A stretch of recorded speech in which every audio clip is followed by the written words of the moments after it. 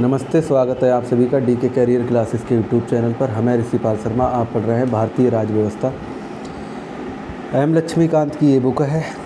आज का जो हमारा चैप्टर है वो है अधिकरण।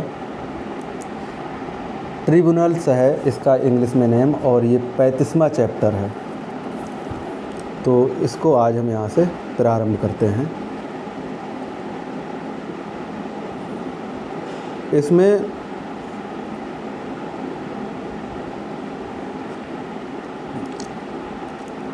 इसमें ये कह रहा है, मूल संविधान में अधिकरण के संबंध में उपबंध नहीं है। संविधान के 42वें संशोधन अधिनियम 1976 से एक नया भाग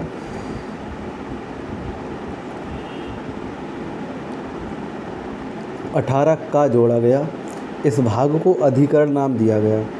2 अनुच्छेद हैं। अनुच्छेद 323 का, जो कि प्रशासनिक अधिकरणों से संबंधित है, तथा अनुच्छेद 223 खा, जो कि अन्य मामलों के अधिकरणों से संबंधित हैं।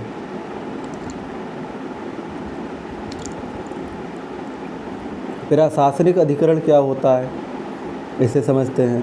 तो प्रशासनिक अधिकरण है, अनुच्छेद 323 का संसद को ये अधिकार देता है कि वह केंद्र व राज्य की लोक सेवाओं, स्थानीय निकायों, सार्वजनिक निगमों तथा अन्य सार्वजनिक प्राधिकरणों से नियुक्त व्यक्तियों की भर्ती व सेवा शर्तों से संबंधित विवादों को सुलझाने के लिए प्रशासनिक अधिकरण की स्थापना कर सकती है। अन्य शब्दों में, अनुच्छेद 323 का संसद को ये अधिकार देता है कि वह सेवा मामलों से संबंधित विवादों को नागरिक न्यायालय व उच्च न्यायालय के न्याय क्षेत्र से अलग कर प्रशासनिक अधिकरण को समक्ष प्रस्तुत कर सके। अनुच्छेद 323 का अनुकरण करते हुए संसद ने प्रशासनिक अधिकरण अधिनियम 1985 पारित किया। यह अधिकरण केंद्र सरकार को एक केंद्रीय प्रशासनिक अधिकरण और राज्य प्रशासनिक अधिकरण के संगठन का अधिकार देता है। यह अधिनियम किसी पीड़ित लोक सेवक को शीघ्र व कम खर्चीला न्याय प्रदान कराने के संबंध में एक नया अध्याय जोड़ता है। फिर केंद्रीय प्रशासनिक अधिकरण, जिसे कैट बोलते हैं।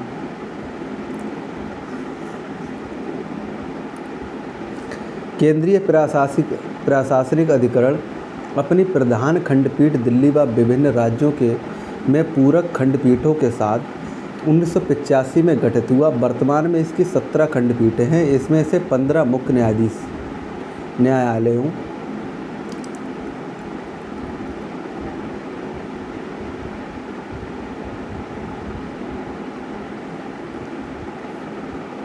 की प्रधान पीठों में और 2 अन्य जयपुर व लखनऊ से संचालित हैं। ये पीठें मुख्य न्यायालयों की अन्य सीटों पर सर्किट बैठकें भी करती हैं। केंद्रीय प्रशासनिक अधिकरण अपने अधिकार क्षेत्र के अंतर्गत आने वाले लोक सेवकों की भर्ती व सेवा संबंधित मामले को देखता है। इसके अधिकार क्षेत्र में अखिल भारतीय सेवाएं व केंद्रीय लोक सेवाओं के केंद्र के अधीन नागरिक पदों और सैन्य सेवाओं के सिविल कर्मचारियों को सम्मिलित किया गया है। हालांकि सैन्य सेवाओं के सदस्य व अधिकारी उच्चतम न्यायालय के कर्मचारियों और संसद के सचिवालय कर्मचारियों को इसमें सम्मिलित नहीं किया गया। केंद्रीय प्रशासनिक अधिकरण कैट एक बहुसदस्यीय निकाय है, जिसमें एक अध्यक्ष तथा सदस्य होते हैं।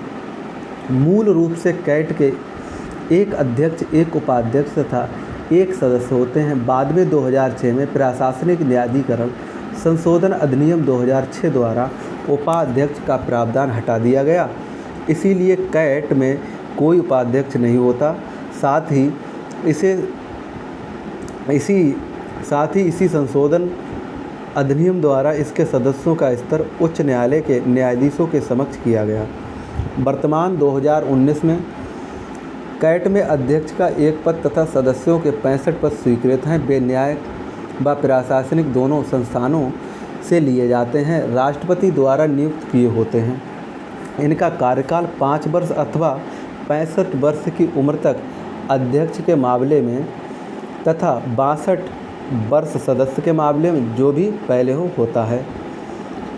कैट के सदस्यों की नियुक्ति सर्वोच्च न्यायालय के मुख्य न्यायाधीश द्वारा नामित सर्वोच्च न्यायालय के कार्यरत न्यायाधीश की अध्यक्षता में एक विशेषाधिकार प्राप्त चयन समिति की अनुशंसाओं पर होती है। भारत के मुख्य न्यायाधीश की सहमति पाने के बाद कैबिनेट की नियुक्ति सीमित और अनुमोदन के पश्चात नियुक्ति की जाती है।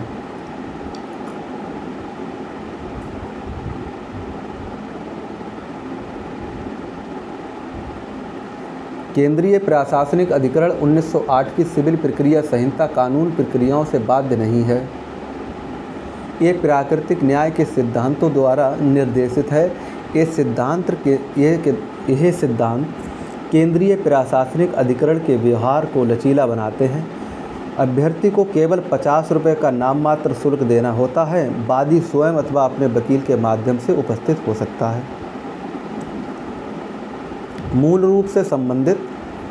मूल रूप से किसी अधिकरण के आदेश के विरुद्ध कोई याचिका केवल उच्चतम न्यायालय में ही दी जा सकती है, उच्च न्यायालय में नहीं। हालांकि उच्चतम न्यायालय ने चंद्र कुमार मावले 1997 में निर्णय दिया कि उच्च न्यायालय के न्याय क्षेत्र पर यह प्रतिबंध असंवैधानिक है और न्यायिक समीक्षा संविधान की मूल संरचना है। केंद्रीय प्रशासनिक अधिकरण के आदेशों के विरुद्ध संबंधित उच्च न्यायालय की खंडपीठ में भी याचिका दायर की जा सकती है।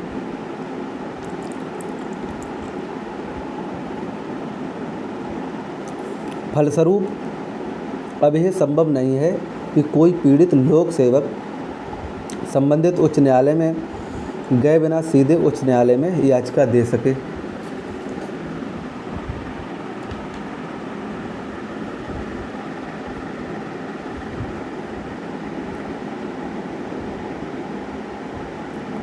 अब आता है राज्य प्रशासनिक अधिकरण।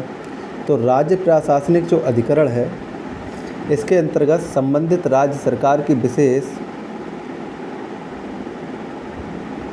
मांग पर प्रशासनिक अधिकरण अधिनियम 1985 को राज्य प्रशासनिक अधिकरण गठित करने की शक्ति प्रदान करता है। अब तक 2019 में 9 राज्य आंध्र प्रदेश, हिमाचल प्रदेश, उड़ीसा, कर्नाटक, मध्य प्रदेश, महाराष्ट्र, तमिलनाडु, पश्चिम बंगाल तथा केरल में राज्य प्रशासनिक अधिकरण साइट की स्थापना की जा चुकी है। हालांकि मध्य प्रदेश, तमिलनाडु तथा हिमाचल प्रदेश में अधिकरणों को समाप्त कर दिया गया है।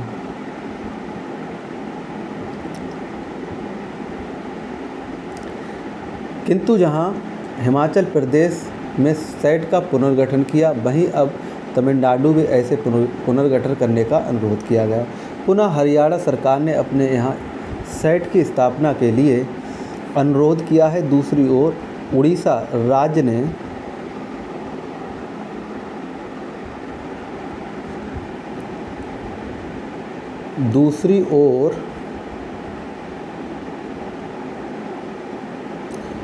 उड़ीसा राज्य सरकार ने उड़ीसा प्रशासनिक प्राधिकरण को भंग करने का प्रस्ताव भेजा।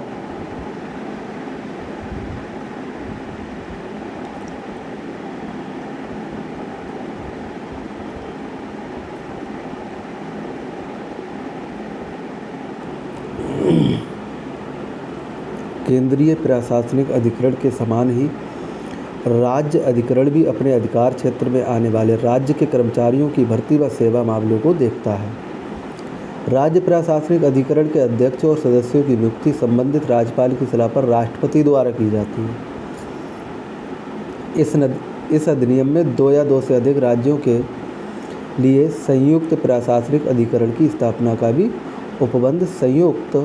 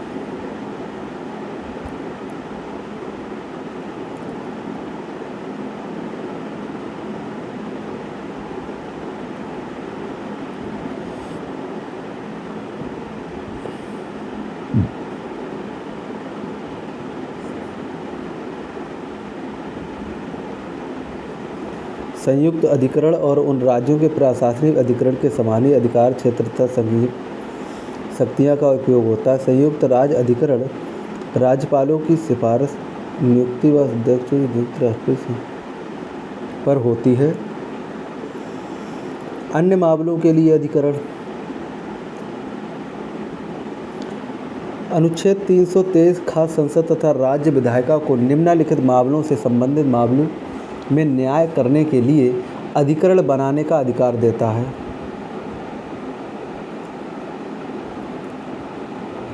टैक्स है, विदेश मुद्रा आयात और निर्यात है, औद्योगिक और श्रम है, भूमि सुधार है, नगर संपत्ति की अधिकतम सीमा है, संसद और राज्य विधायिका के लिए निर्वाचन है, खाद्य सामग्री है, किराया और किराएदारी अधिकरण है।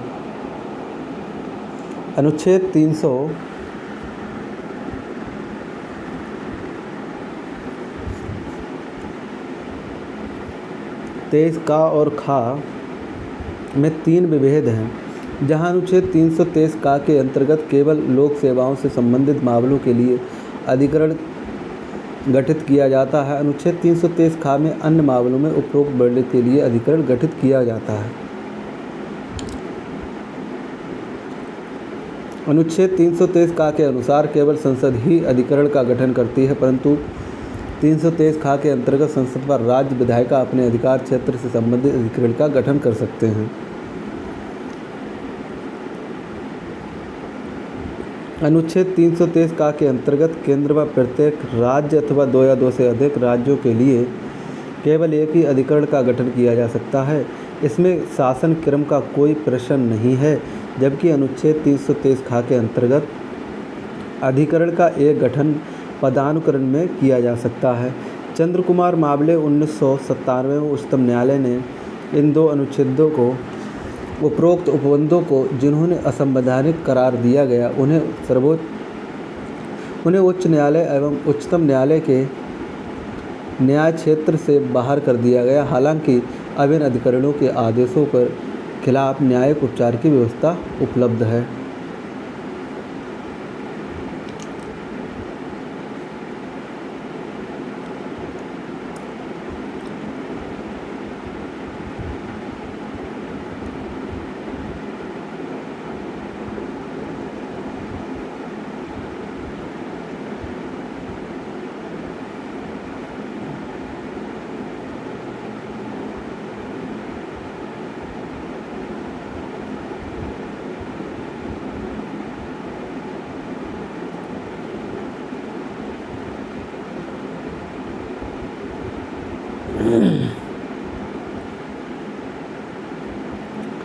अब हमारा नया चैप्टर है, वह है अधीनस्थ न्यायालय यानी कि सबऑर्डिनेट कोर्ट। ये हमारा 36वां चैप्टर है।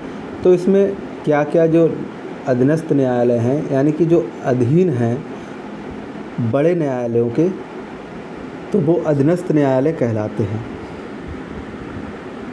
इसमें है राज्य की न्यायपालिका में एक उच्च न्यायालय एवं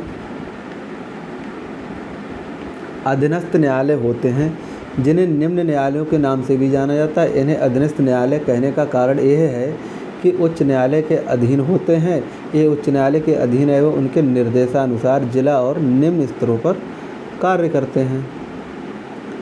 फिर है संवैधानिक उपबंध। संवैधानिक उपबंधों के अंतर्गत संविधान के भाग 6 में अनुच्छेद 223 से 237 तक इन न्यायालयों के संगठन एवं कार्यपालिका से स्वतंत्रता सुनिश्चित करने वाले उपबंधों का वर्णन किया गया है। जिला न्यायाधीश की नियुक्ति कैसे होती है? जो डिस्ट्रिक्ट का जो जज होता है उसकी नियुक्ति कैसे होती है वो समझते हैं। जिला न्यायाधीश की नियुक्ति और पद का जो स्थापन है या स्थापना है एवं पद की जो उन्नति है राज्यपाल द्वारा राज्य के उच्च न्यायालय के परामर्श से की जाती है।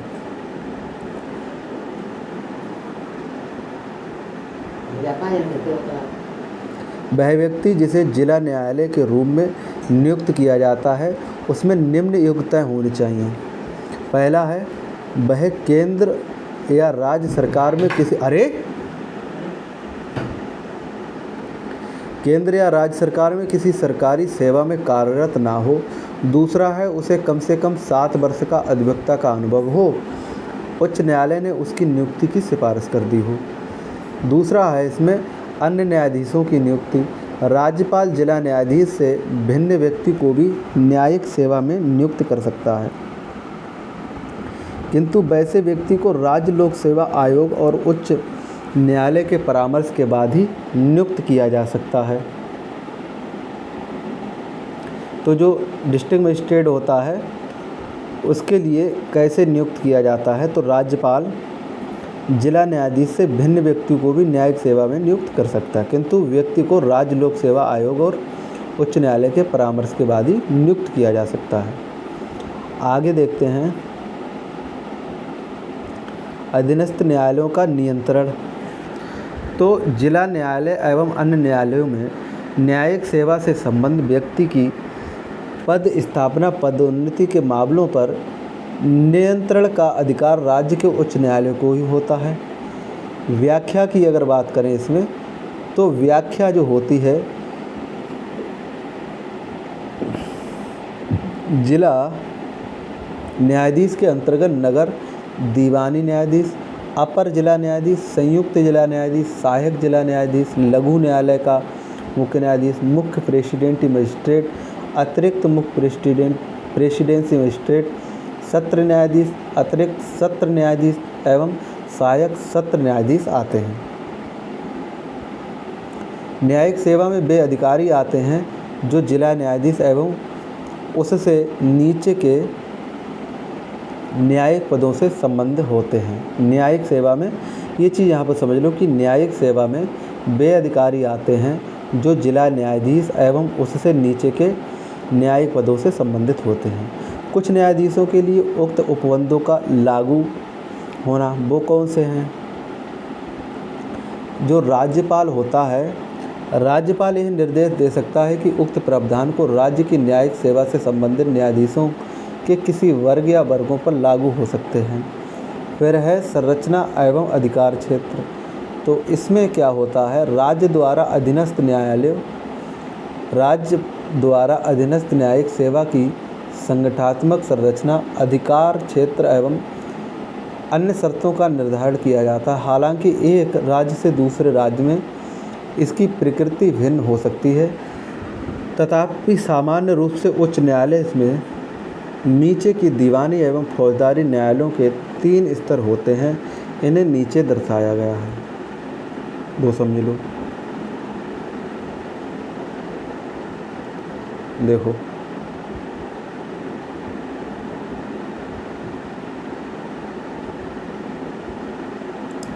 इसमें सबसे पहले आपका चलता है उच्च न्यायालय। उच्च न्यायालय में जिला और आपके सत्र न्यायाधीश का न्यायालय, फिर जो है दीवानी पक्ष इसमें सुना जाता है इसमें, और फौजदारी। दीवानी का मामला होता है जो पैसे से, धन संपत्ति से संबंधित होता है। फौजदारी का मतलब होता है लड़ाई झगड़ा। फिर आपका ये जो 2 भागों में विभक्त हो जाता है, इसमें मुख्य न्यायिक दंडाधिकारी का न्यायालय आता है और अधीनस्थ न्यायाधीश का न्यायालय आता है। फिर इसमें मुंसिफ अदालत आती है और इसका जो है न्यायिक दंडाधिकारी का न्यायालय आता है। इस तरीक़ा से ये प्रक्रिया चलती है। तो आपका जो जिला न्यायाधीश जिले का सबसे बड़ा न्यायिक अधिकारी होता है, उसे सिविल और आपराधिक मामलों में मूल और अपीलीय क्षेत्राधिकार प्राप्त होते हैं। ये दोनों का केस निपटाता है, सिविल के भी और आपराधिक के भी। दूसरे शब्दों में जिला न्यायाधीश सत्र न्यायाधीश भी होता है। जब वह दीवाने मामलों की सुनवाई करता है तो उसे जिला न्यायाधीश कहते हैं। समझो, जब वह दीवाने मामलों की सुनवाई करता है तो उसे जिला न्यायाधीश कहा जाता है। जब वह फौजदारी मामलों की सुनवाई करता है तो उसे सत्र न्यायाधीश कहा जाता है। जिला न्यायाधीश के पास न्यायिक एवं प्रशासनिक दोनों प्रकार की शक्तियाँ होती हैं। किसके पास? जिला न्यायाधीश के पास।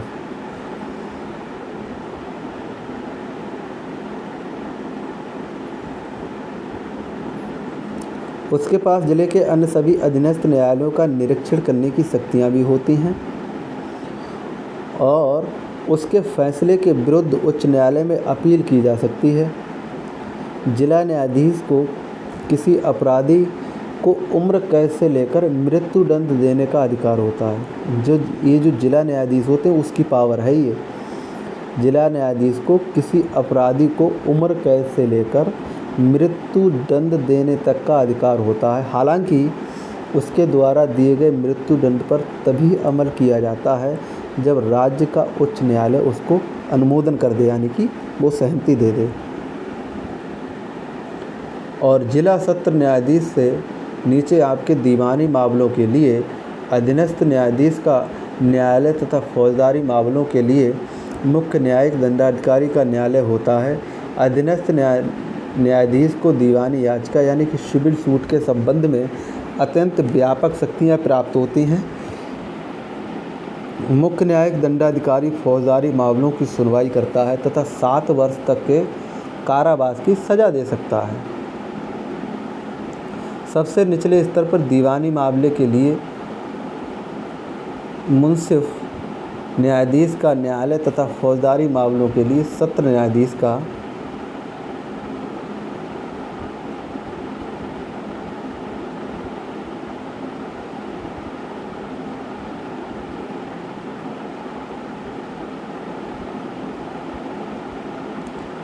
न्यायालय होता है।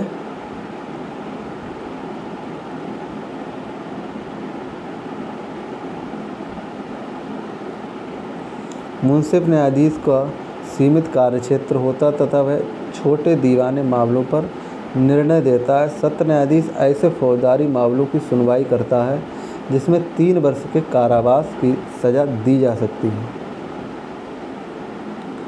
कुछ महानगरों में दीवानी मामलों के लिए नगर सिविल न्यायालय यानी मुख्य न्यायाधीश एवं फौजदारी मामलों के लिए महानगर न्यायाधीश का न्यायालय होता है। कुछ राज्यों एवं प्रेसिडेंट नगरों में छोटे मामलों के लिए पृथक न्यायालयों की स्थापना की गई है। ये न्यायालय छोटे दीवानी मामलों की सुनवाई करते हैं, उनके निर्णय अंतिम होता है, लेकिन उच्च न्यायालय उनके निर्णयों की समीक्षा कर सकता है। कुछ राज्यों में पंचायत न्यायालय भी होते हैं, छोटी दीवानी एवं फौजदारी के मामलों की सुनवाई करते हैं। इन्हें कई नामों से जाना जाता है, जैसे न्याय पंचायत, ग्राम कचहरी, अदालती पंचायत या पंचायत अदालत आदि।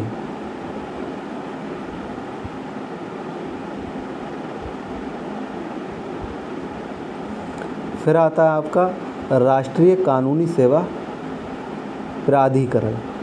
तो भारत के संविधान का अनुच्छेद 39A समाज के कमज़ोर वर्गों के लिए निःशुल्क कानूनी सहायता का प्रावधान करता है और सबके लिए न्याय सुनिश्चित करता है। संविधान के अनुच्छेद 14 एवं 22(1) राज्य के लिए यह बाध्यकारी बनाता है कि वह कानून के समक्ष समानता सुनिश्चित करने के साथ ही एक ऐसी कानूनी प्रणाली स्थापित करे जो सबके लिए समान अवसर के आधार पर न्याय का संवर्धन करे। 1987 में कानूनी सेवा प्राधिकरण अधिनियम संसद द्वारा अधिनियम किया गया कि जो 9 सितंबर 1955 से लागू हुआ, ताकि समानता के आधार पर समाज के कमज़ोर वर्गों को मुफ्त एवं सक्षम कानूनी सेवाएं उपलब्ध कराने के लिए राष्ट्रव्यापी एक समान नेटवर्क की स्थापना की जा सके। राष्ट्रीय कानूनी सेवा प्राधिकरण NLSA का गठन कानूनी सेवा प्राधिकरण अधिनियम 1987 के तहत किया गया। कानूनी सहायता कार्यक्रमों के अनुश्रवण एवं मूल्यांकन के लिए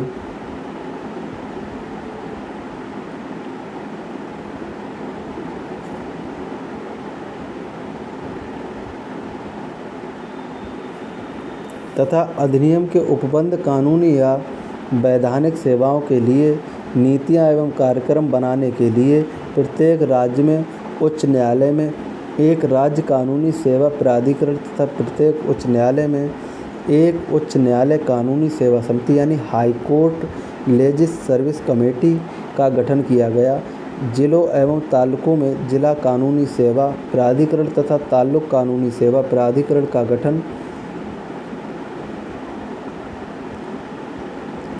NLSA की नीतियों एवं निर्देशों को प्रभावी बनाने के लिए ही लोगों को निःशुल्क कानूनी सहायता तथा राज्यों में लोक अदालतों का संचालन के लिए किया गया।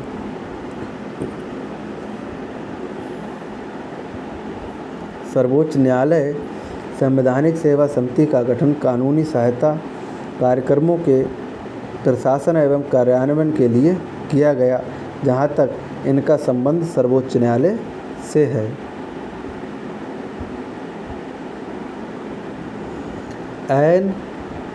NALSA नालसा देश भर के कानूनी सेवा कार्यक्रमों को कार्यान्वित करने के लिए राज्य कानूनी सहायता प्राधिकरणों के लिए नीतियां, सिद्धांत, दिशा निर्देश निर्धारित करता है तथा प्रभावी एवं सस्ती योजनाएं भी बनाता है।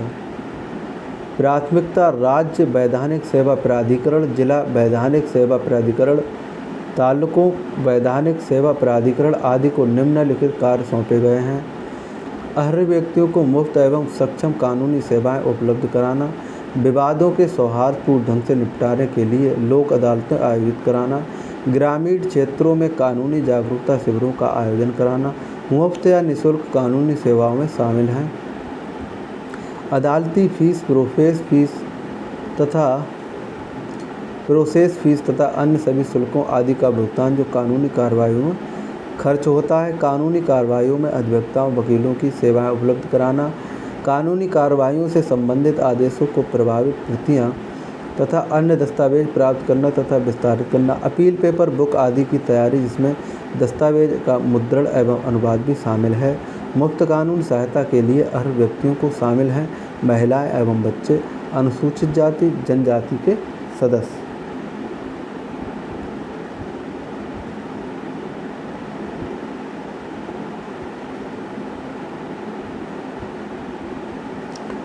औद्योगिक मजदूर, सामूहिक विपदा, हिंसा, बाढ़, सूखा, भूकंप, औद्योगिक आपदा के शिकार व्यक्ति, दिव्यांग व्यक्ति, हिरासत में लिए गए व्यक्ति, वे व्यक्ति जिनकी वार्षिक आय 1 लाख रुपए से अधिक नहीं है। सर्वोच्च न्यायालय की कानूनी सहायता सीमित के लिए की सीमा 1,25,000 रुपये है। मानव तस्करी के शिकार व्यक्ति और भिखारी। बात करें लोक अदालत की, तो लोक अदालत में पंच यानी कि फोरम, जहां वे मामले जो न्यायालय में लंबित हैं तथा अभी मुकदमों को रूम में दाखिल नहीं हुए यानी न्यायालय के समक्ष अभी नहीं आए, सौहार्दपूर्ण ढंग से निपटाए जाते हैं, यानी दोनों पक्षों के बीच विवाद का समाधान लोक अदालतों में कराया जाता है। अर्थ, सर्वोच्च न्यायालय ने लोक अदालत संस्था के अर्थ को निम्न प्रकार से परिभाषित किया है। लोक अदालत अन्य व्यवस्था का एक पुराना न्याय व्यवस्था का एक पुराना स्वरूप है जो कि प्राचीन भारत में प्रचलित था। इसकी वैधता आधुनिक युग में भी समाप्त नहीं हुई है। शब्द युग लोक अदालत का अर्थ है जनता की अदालत या न्यायालय। ये व्यवस्था गांधीवादी दर्शन पर आधारित है। ये वैकल्पिक विवाद समाधान, अल्टरनेटिव डिस्पैच रिजोल्यूशन का एक अंग है। भारतीय अदालतों लंबित मुकदमे के रोज से दबी हुई हैं और नियमित न्यायालयों में इन पर तिथि के लिए लंबी, खर्चीली और श्रम साध्य प्रक्रिया है। अदालतों को क्षुद्र मामलों के निपटने में भी कई साल लग जाते हैं, इसलिए लोक अदालत त्वरित तथा कम खर्चीली न्याय का एक वैकल्पिक समाधान प्रस्तुत करती है। लोक अदालत की कार्रवाई में कोई विजय या पराजित नहीं होता, इसलिए आपस में दोनों पक्षों के बीच द्वेष नहीं रह जाता। लोक अदालत का प्रयोग भारत में एक वहनीय किफ़ायती कार्यक्रम तथा अनौपचारिक विवाद समाधान के वैकल्पिक तरीके के रूप में स्वीकृत पा चुका है। न्याय में लोक अदालत एक और विकल्प है। यह आमजन को अनौपचारिक, सस्ता एवं त्वरित न्याय उपलब्ध कराने की एक नई रणनीति जिसमें ऐसे मामलों को लिया जाता है जो अदालतों में लंबित हैं तथा ऐसे को भी अभी अदालतों तक नहीं पहुँचे हैं। बातचीत, मध्यस्थता, मनोबल, सहज बुद्धि तथा वादियों की समस्याओं के प्रति मानवीय दृष्टिकोण अपनाकर विशेष रूप से प्रशिक्षित एवं अनुभवी विधि अभ्यासों द्वारा निपटाए जाते हैं। बात करें वैधानिक स्थिति की, तो स्वतंत्रता उत्तर यानी कि स्वतंत्रता के बाद काल में पहला लोक अदालत शिविर 1982 में गुजरात में आयोजित किया गया। यह पहला विवादों के निपटारों में बहुत सफल हुई थी। परिणाम स्वरूप लोक अदालतों का देश के अन्य हिस्सों के प्रसार होने लगा। इस समय यह व्यवस्था एक स्वैच्छिक एवं समझौताकारी एजेंसी के रूप में कार्य कर रही है और इसके निर्णयों के पीछे कोई वैधानिक पृष्ठपोषण यानी कि बैकिंग नहीं था। लेकिन लोक अदालतों की बढ़ती हुई लोकप्रियता को देखते हुए इस सुरक्षा तथा इसके द्वारा पारित फैसलों होगा यहाँ पर ये फैसलों होगा पारित फैसलों को यहाँ पर फैसलों को वैधानिक पृष्ठपोषण बैकिंग देने की मांग उठी। यही कारण है कि लोक अदालत को वैधानिक दर्जा प्रदान करने के लिए वैधानिक सेवाएं प्राधिकरण अधिनियम 1987 लीगल सर्विस अथॉरिटी एक्ट पारित किया गया। यह अधिनियम लोक अदालतों के आयोजन तथा कार्यों के संबंध में निम्नलिखित प्रावधान करता है। राज्य वैधानिक सेवाएं प्राधिकरण या जिला वैधानिक सेवाएं प्राधिकरण या सर्वोच्च न्यायालय वैधानिक सेवाएं प्राधिकरण तथा एवं उच्च न्यायालय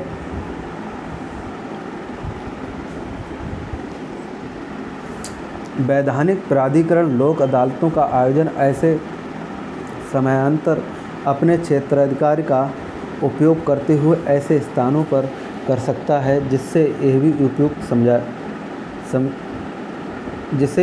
उपयुक्त समझता है।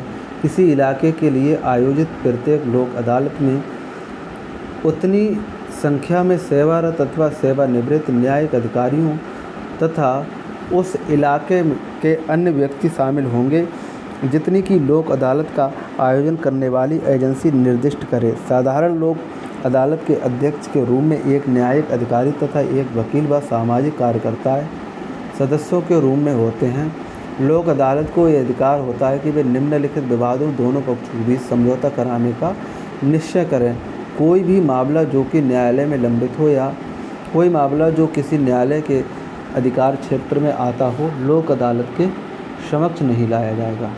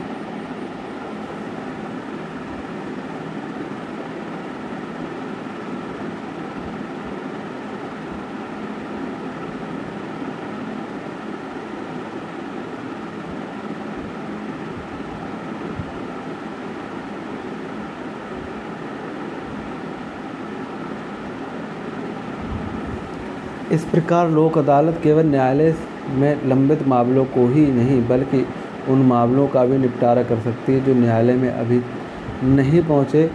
अनेक प्रकार के विवादों संबंधित पारिवारिक विवाद, आपराधिक मामले यानी कि कंपाउंडेबल ऑफेंस, भूमि अधिग्रहण संबंधित मामले, श्रम विवाद, कर्मचारी क्षतिपूर्ति के मामले, बैंक वसूली के मामले, पेंशन मामले, आवास बोर्ड एवं मलिन बस्ती, क्लीयरेंस संबंधी मामले, आवास वित्त संबंधी मामले, उपभोक्ता शिकायतों के मामले, बिजली टेलीफोन बिल संबंधी मामले, नगर पालिका संबंधी मामले, मकान कर सहित रेगुलर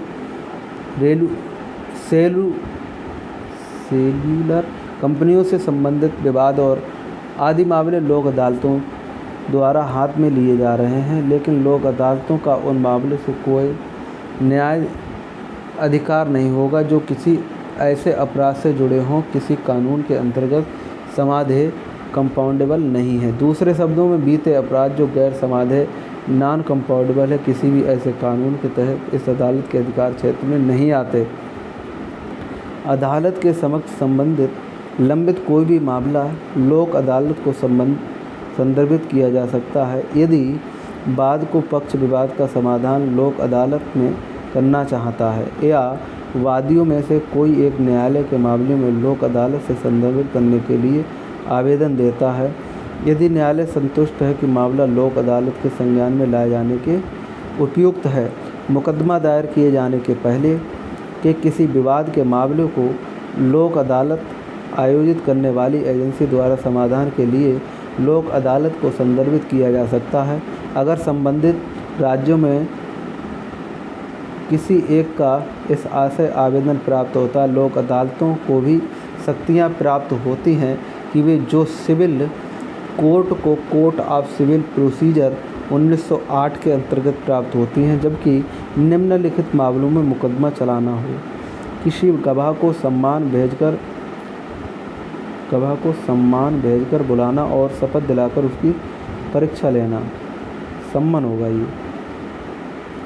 किसी दस्तावेज को प्राप्त एवं प्रस्तुत करना, शपथ पत्रों पर साक्ष्यों की प्राप्ति।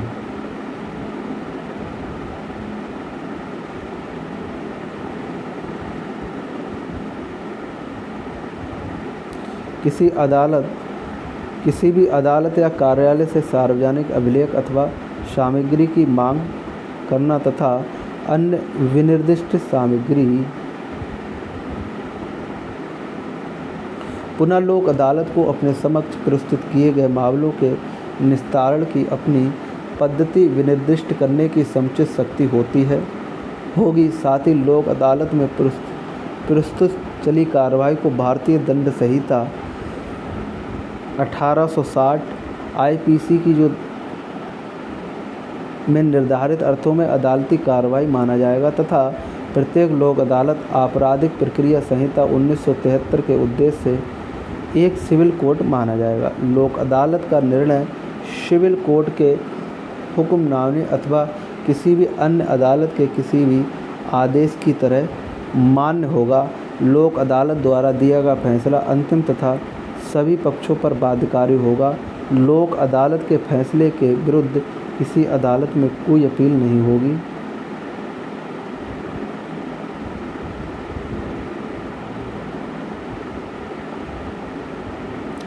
इसके लाभ क्या हैं? तो सर्वोच्च न्यायालय के अनुसार लोक अदालत जो है उससे होने वाले जो लाभ हैं उन पर ज़रा चर्चा करते हैं।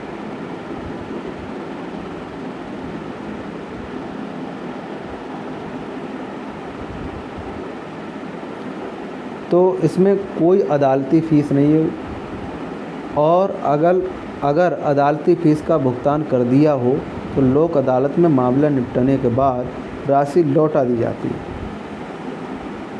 लोक अदालत की प्रमुख विशेषताएं हैं लचीली प्रक्रिया, विवादों को तुरंत सुनवाई, लोक अदालतों में दावों का आकलन करने के लिए सिविल प्रक्रिया संहिता, साक्ष्य अधिनियम जैसे पद्धति मूलक कानूनों के सख्त उपयोग की जरूरत नहीं पड़ती।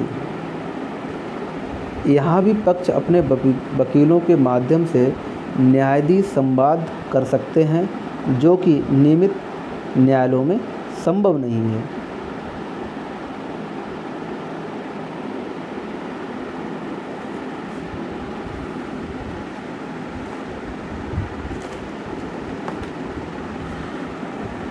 फिर आता है आपका लोक अदालत पर निर्णय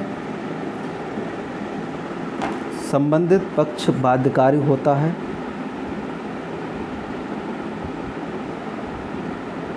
और इसकी हैसियत सिविल कोर्ट के निर्णय के बराबर होती है। साथ ही गैर अपीलीय होता है, जिससे विवाद के अंतिम समाधान में लंबित नहीं होता। फिर आता है आपके अधिनियम में प्रावधानित उपरोक्त सावधानियों होने से लोक अदालतों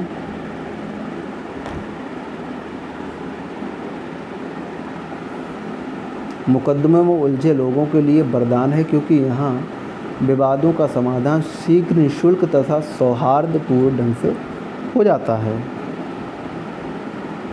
भारत के विधि आयोग ने वैकल्पिक विवाद समाधान अल्टरनेटिव डिस्पैच रिजोल्यूशन ADR के लोगों को संक्षेप में इस रूप में प्रस्तुत किया है।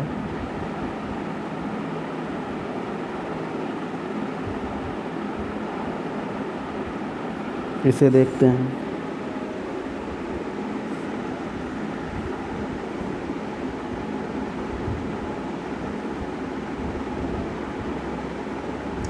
यह कम खर्चीला है, इसमें कम समय लगता है, यह तकनीकी उलझनों से मुक्त है। कानूनी न्यायालय के मुकाबले समक्ष संबंध पक्ष अपने विचारों मतभेदों पर खुलकर चर्चा करते हैं, बिना किसी खुलासे के व्यय के, जैसा कोई कानूनी न्यायालय में होता है। लोगों को ये अनुभूति होती है कि उनके बीच कोई विजय या पराजित पक्ष नहीं है, तब भी उनकी शिकायत का निराकरण होता है। संबंध में सुरक्षित रहते हैं, संबंध भी सुरक्षित रहते हैं। स्थायी लोक अदालतें कानूनी सेवा प्राधिकरण अधिनियम 1987 को 2012 में संबंधित कर सार्वजनिक उपयोगी सेवाओं से जुड़े मामलों के लिए स्थायी लोक अदालतों का प्रावधान किया गया।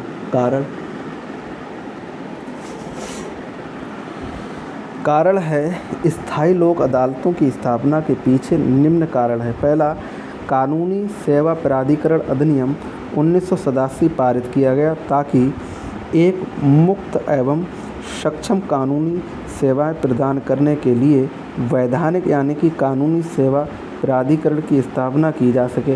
ये प्रावधान समाज के गरीब कमज़ोर वर्गों के लिए इसलिए दिया गया यदि आर्थिक अथवा न्याय प्रकार की शक्ति की अशक्तता के कारण कोई नागरिक न्याय प्राप्त करने के अवसर से वंचित ना हो सके। लोक अदालतों का गठन यह सुनिश्चित करने के लिए किया गया न्यायिक प्रणाली का संचालन समान अवसर के आधार पर न्याय के संवर्धन के लिए हो। लोक अदालत, जो कि वैकल्पिक समाधान को नवाचारी प्रविधि है, न्यायालय के बाहर बातचीत एवं मध्यस्थता की भावना से विवाद समाधान की एक नवाचारी प्रविधि है। हालांकि उक्त अधिनियम के अंतर्गत लोक अदालतों के प्रश्न की वर्तमान योजना की बड़ी कमी यह है कि लोक अदालतों की व्यवस्था प्रमुखता और समझौता अथवा पक्षों के बीच समाधान पर आधारित है। यदि दोनों पक्षों की किसी समझौता या समाधान तक नहीं पहुंच पाते, तब मामले तो न्यायालय को वापस भेज दिया जाता है जहां से वह यहाँ भेजा गया था। दोनों पक्षों को सलाह दी जाती है कि वे अपने विवादों को न्यायालयी प्रक्रिया द्वारा सुलझाए। लोक अदालत मुकदमा सीधे जाने की स्थिति में इससे न्याय प्राप्ति में अनावश्यक देरी होती है। यदि लोक अदालतों को ये शक्ति दे दी जाए कि वे दोनों पक्षों को किसी समझौतों पर ना पहुंच पाने की स्थिति में स्वयं विवाद का निर्णय करें, तो यह समस्या काफ़ी हद तक सुलझ जाएगी। फिर है पुनः जनोपयोगी सेवाएं जैसे MTNL, दिल्ली विद्युत बोर्ड आदि से संबंधित विवादों को जल्दी निपटाना जरूरी होता है, जिससे कि लोगों को बिना लंबित न्याय मिल सके।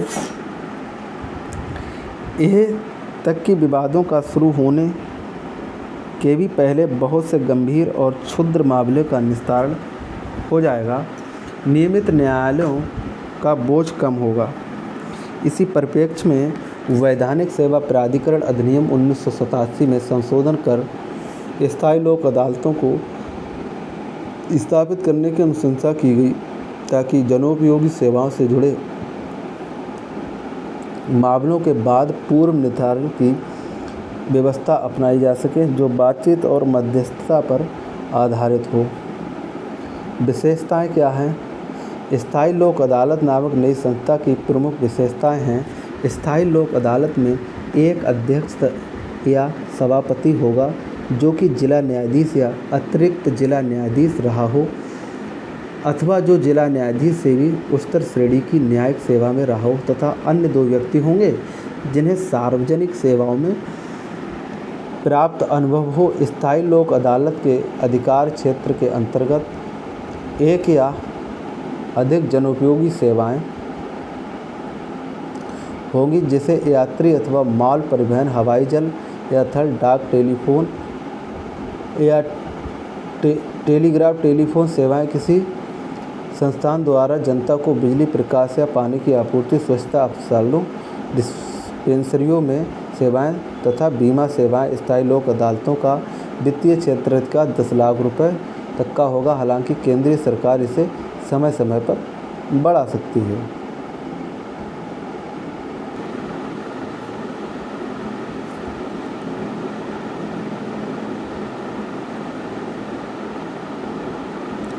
स्थायी लोक अदालतों का उन मामलों में कोई क्षेत्राधिकार नहीं होगा जो ऐसे अपराध से जुड़े हैं जो कानून के अंतर्गत समाधेय नहीं हैं।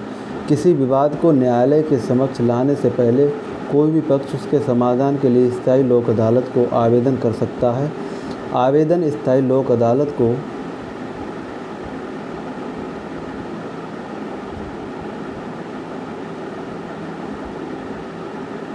प्रस्तुत करने के बाद उसे आवेदन का कोई भी पक्ष उसी बात से में किसी न्यायालय में समाधान के लिए नहीं जाएगा। जब कभी स्थायी लोक अदालत को ऐसा प्रतीत होगा कि किसी बाद में समाधान के तत्व मौजूद हैं तो संबंधित पक्षों को स्वीकार हो सकते हैं, तब वह संवादित समाधान का एक सूत्र दे सकती है और उसे संबंधित पक्षों के समक्ष रख सकती है ताकि वे सभी उसे देख समझ लें। यदि इसके बाद वादी एक समाधान तक पहुंच जाते हैं तो लोक अदालत उस आशय का फैसला सुना सकती है। यदि वादी समझौते के लिए तैयार नहीं हो पाते तब लोक अदालत बाद के गुण दोष के आधार पर फैसला सुना सकती है। स्थायी लोक अदालत द्वारा दिया गया प्रत्येक न्याय निर्णय अंतिम होगा और वादियों एवं समस्त पक्षों पर बाध्यकारी होगा और यह लोक अदालत के गठन में शामिल व्यक्तियों के बहुमत के आधार पर पारित होगा। पारिवारिक न्यायालय अधिनियम 1984 विवाह एवं पारिवारिक मामलों से संबंधित विवादों में मध्यस्थता बातचीत को प्रोत्साहित कर एवं त्वरित समाधान सुनिश्चित करने के लिए अधिनियमित किया गया। कारण अलग परिवार न्यायालय की स्थापना के निम्न कारण कुछ महिला संगठन, अन्य संस्थाएं एवं नागरिकों के समय समय पर पारिवारिक विवादों के हल के लिए परिवार न्यायालय के गठन पर जोर देते रहते हैं, जहां बल समझौता एवं सामाजिक रूप से वांछनीय परिणामों पर दिया जाना चाहिए। वहीं प्रक्रिया एवं साक्ष्य संबंधी रूढ़ नियमों को दरकिनार कर दिया जाना चाहिए। नेक्स्ट आता है, विधि आयोग ने अपनी 59वीं रिपोर्ट 1974 में इस बात पर जोर दिया कि वे परिवार संबंधी विवादों में न्यायालय को साधारण सिविल मामलों में अपनाए जाने वाले दृष्टिकोण से बिल्कुल अलग दृष्टिकोण अपनाने चाहिए और ऐसी कोशिश करनी चाहिए कि मुकदमा चलने के पहले ही समझौता हो जाए। नागरिक प्रक्रिया संहिता कोड ऑफ सिविल प्रोसीजर को 1976 में संबोधित किया गया ताकि परिवार से संबंधित मामले में याचिका एवं अदालती कार्रवाई के लिए विशेष प्रक्रिया अपनाई जाए।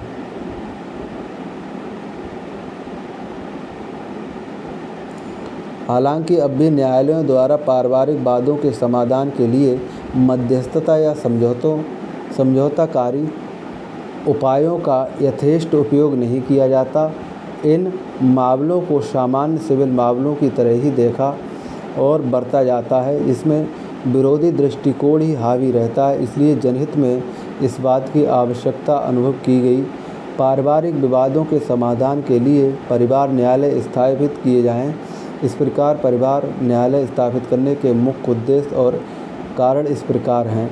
एक विशेषकृत न्यायालय का सृजन करना जो केवल पारिवारिक मामलों को ही दिखेगा, जिसमें ऐसे न्यायालय को ही मामले में त्वरित निष्पादन की आवश्यकता विशेषज्ञता प्राप्त हो जाए। इस प्रकार विशेषज्ञता तथा त्वरित निस्तारण के दो प्रमुख कारण हैं इन मामलों को स्थापित करने के। परिवार से संबंधित विवादों के लिए समझौतों की प्रक्रिया को स्थापित करना, यह कम खर्चीला हल प्रस्तुत करना तथा अदालती कार्रवाई के दौरान लचीला एवं अनौपचारिक वातावरण बनाए रखना। विशेषताएं हैं इसकी। पारिवारिक न्यायालय अधिनियम 1984 की प्रमुख विशेषताएं निम्नवत हैं। यह राज्य सरकारों द्वारा उच्च न्यायालयों की सहमति से परिवार न्यायालयों की स्थापना का प्रावधान करता है। यह राज्य सरकारों के लिए 1 लाख से अधिक जनसंख्या वाले प्रत्येक नगर में प्रत्येक परिवार न्यायालय की स्थापना को बाध्यकारी बनाता है। यह राज्य सरकारों को अन्य क्षेत्रों में भी परिवार न्यायालय स्थापित करने में समर्थ बनाता है।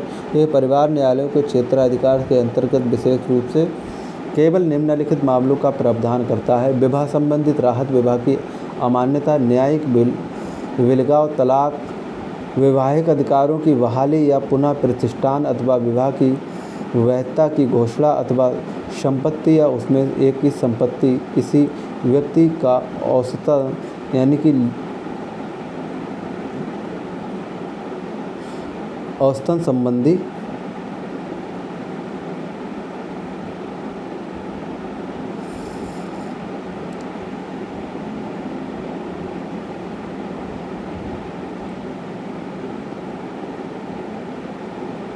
किसी व्यक्ति का अविवाहित अथवा किसी नाबालिग का संरक्षण, पति पत्नी, बच्चों एवं माता पिता का गुजारा भत्ता। परिवार न्यायालय के लिए यह अनिवार्य है कि वह प्रथमतः किसी पारिवारिक विवाद में संबंधित पक्षों के बीच मेल मिलाप या समझौतों का प्रयास करे। इस आचरण में कार्रवाई बिल्कुल अनौपचारिक होगी और रूल नियमों का पालन नहीं किया जाएगा। इस समझौता वाले आचरण में समाज कल्याण एजेंसियों तथा सलाहकारों के साथ ही चिकित्सीय एवं कल्याण विशेषज्ञों के सहयोग का भी प्रावधान करता है। ये प्रावधान करता है कि परिवार न्यायालय के समक्ष उपस्थित किसी विवाद से संबंधित पक्षों का एक अधिकार के रूप में विधि अभ्यासी द्वारा प्रतिनिधित्व नहीं किया जाएगा। हालांकि न्याय के हित में किसी विशेष विधि की सहायता ले सकता है। न्याय मित्र के रूप में यह साक्ष्य तथा प्रक्रिया संबंधी नियमों को सरलीकृत बना देता है। यह केवल एक अपील का अधिकार देता है जो उच्च न्यायालय में ही की जा सकती है।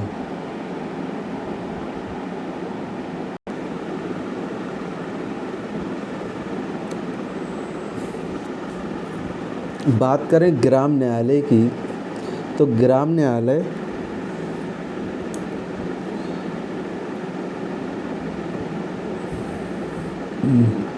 न्यायालय अधिनियम 2008 को निचले स्तर पर पानी यानी तृणमूल यानी कि ग्रास रूट स्तर पर ग्राम न्यायालयों की स्थापना के लिए अधिनियमित किया गया। इसका उद्देश्य नागरिकों को उनके द्वार पर न्याय सुलभ कराना है। यह सुनिश्चित करना कि सामाजिक, आर्थिक अथवा अन्य आवश्यकताओं के कारण कोई नागरिक न्याय प्राप्त करने के अवसर से वंचित ना रह जाए। कारण ग्राम न्यायालय स्थापित करने के जो कारण हैं वो है गरीबों एवं साधनहीनों तथा अन्य साधनहीनों तक न्याय सुलभ कराना अब तक विश्व स्तर पर एक गंभीर समस्या है। भले ही इसके लिए अनेक प्रकार के प्रयास किए गए और समितियां अमल में लाई गईं। हमारे देश में संविधान का अनुच्छेद 39 राज्य को निर्देशित करता है कि ये सुनिश्चित करे कि समानता के आधार पर देश में वैधानिक प्रणाली लाभ को बढ़ावा देती है। इस अनुच्छेद के अनुसार न्याय प्राप्त करने के अवसर से कोई नागरिक आर्थिक या अन्य आवश्यकताओं के कारण वंचित ना रह जाए, इसके लिए राज्य है नागरिकों के लिए पृथक कानूनी सहायता उपलब्ध कराएगा। हाल के वर्षों में सरकार ने न्यायिक प्रणाली को सुदृढ़ करने के लिए कई उपाय किए हैं। पद्धति मूलक कानूनों का सरलीकरण, वैकल्पिक विवाद समाधान प्रक्रिया को जैसे दिवायन समझौता तथा मध्यस्थता का समावेश, लोक अदालतों का संचालन आदि ऐसे ही उपाय हैं।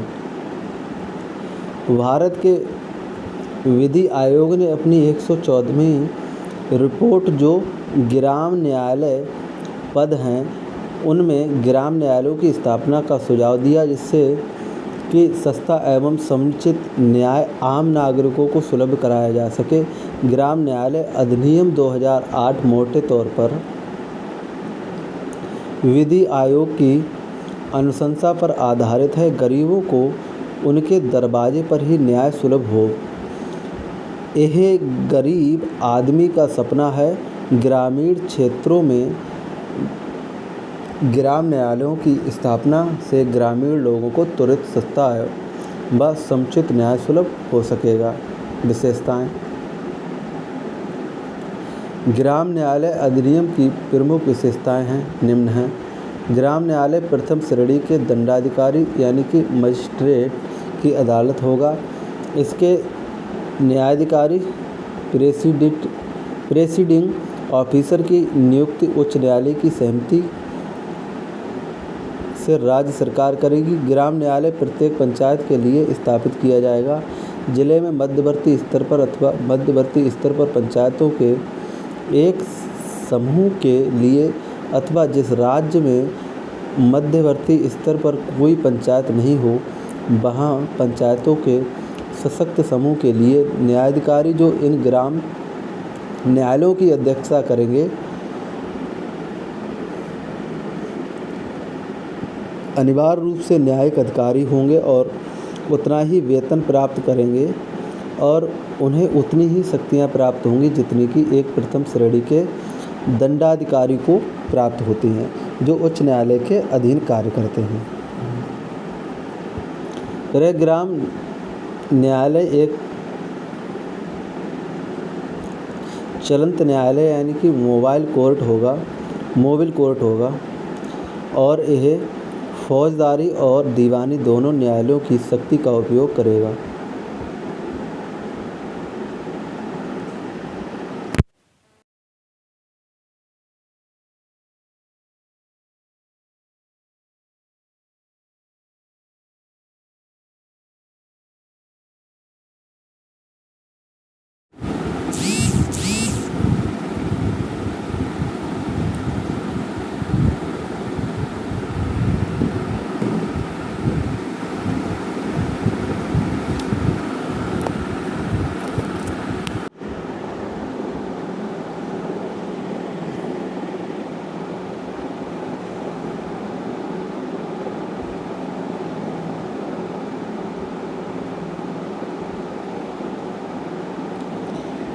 ग्राम न्यायालयों में आपराधिक मामलों, दीवानी मुकदमों, दावों एवं वादों पर अदालती कार्रवाई चलेगी, जैसा कि अधिनियम की पहली एवं दूसरी अनुसूची में विनिर्दिष्ट है। केंद्र एवं राज्य सरकारों को प्रथम एवं द्वितीय अनुसूची को संशोधित करने का अधिकार अधिनियम के अंतर्गत प्रदान किया गया है। उनकी अपनी विधायी शक्ति के अनुसार ग्राम न्यायालय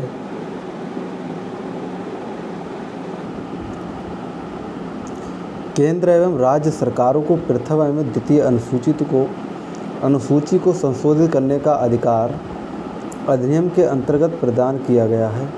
उनकी अपनी विधायी शक्तियों के अनुसार ग्राम न्यायालय फौजदारी मुकदमों में संक्षिप्त प्रक्रिया का अनुसरण करेगा। ये संक्षिप्त ठीक कर लेना, आधा पाता होगा।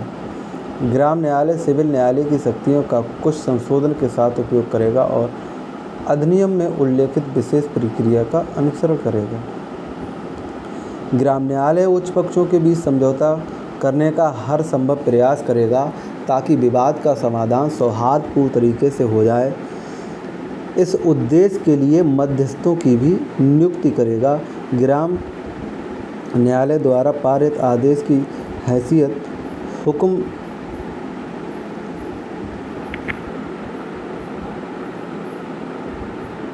हुक्मरानों के बराबर होगी और इसके कार्यान्वयन की विलंबन को रोकने के लिए ग्राम न्यायालय संक्षिप्त प्रक्रिया का अनुसरण करेगा। ग्राम न्यायालय भारतीय साक्ष्य अधिनियम 1872 के प्रावधानिक साक्ष्य की नियमावली से बंधा हुआ नहीं होगा, बल्कि यह प्राकृतिक न्याय के सिद्धांतों से निर्दिष्ट होगा। अगर उच्च न्यायालय द्वारा ऐसा कोई नियम नहीं बनाया गया है, फौजदारी मामले में अपील सत्राधीन न्यायालय में प्रस्तुत होगी, जिसकी सुनवाई और निस्तारण अपील दाखिल होने के 6 माह की अवधि के अंतर किया जाएगा। दीवानी मामलों में अपील जिला न्यायालय में अपील होगी, जिसकी सुनवाई निस्तारण अपील दाखिल होने के 6 माह की अवधि के अंतर्गत किया जाएगा। एक आरोपित व्यक्ति अपराध दंड को कम या अधिक करने के लिए आवेदन दाखिल कर सकता है। स्थापना। केंद्र सरकार ने इस ग्राम न्यायालय की स्थापना पर आने वाले गैर आवर्ती खर्चों के लिए 18 लाख तक खर्च वहन करने का निर्णय लिया, जिसमें 10 लाख न्यायालय के निर्णय कार्य पर, 5 लाख वाहन के लिए तथा 3 लाख कार्यालय उपस्कर के लिए होगा। अधिनियम के अंतर्गत 5000 ग्राम न्यायालयों की स्थापना की आशा की जाती है, जिसके लिए केंद्र सरकार 1400 करोड़ संबंधित राज्यों संघ शासित प्रदेशों को सहायता के रूप में उपलब्ध कराएगी। हुआ कुछ नहीं है अभी इस पे। ग्राम न्यायालय अधिनियम 2008 के अंतर्गत राज्य सरकारों को ही उच्च न्यायालय के परामर्श से ग्राम न्यायालयों की स्थापना करनी होती है। ज़्यादातर राज्यों में ताल्लुक स्तर पर नियमित न्यायालयों की स्थापना कर दी है। पुनः पुलिस अधिकारियों एवं अन्य राज्य कर्मचारियों को ग्राम न्यायालय के अधिकार क्षेत्र में रहने के प्रति झिझक बार की अनुत्साहपूर्वक प्रक्रिया, नोटरियों तथा स्टंप बैटरों की उपलब्धता, नियमित न्यायालयों का संवर्ती क्षेत्राधिकार हरित राज्यों द्वारा इंगित अन्य मुद्दे हैं जो ग्राम न्यायालयों के संचालन में बाधक बन रहे हैं।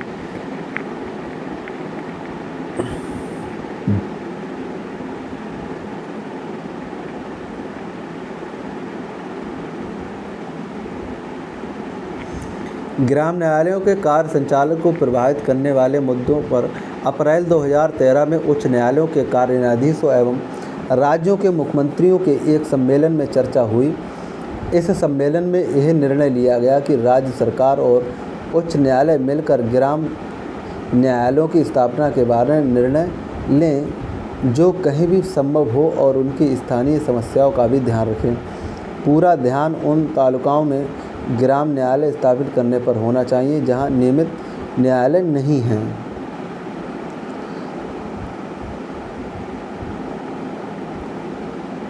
आज के लिए इतना ही।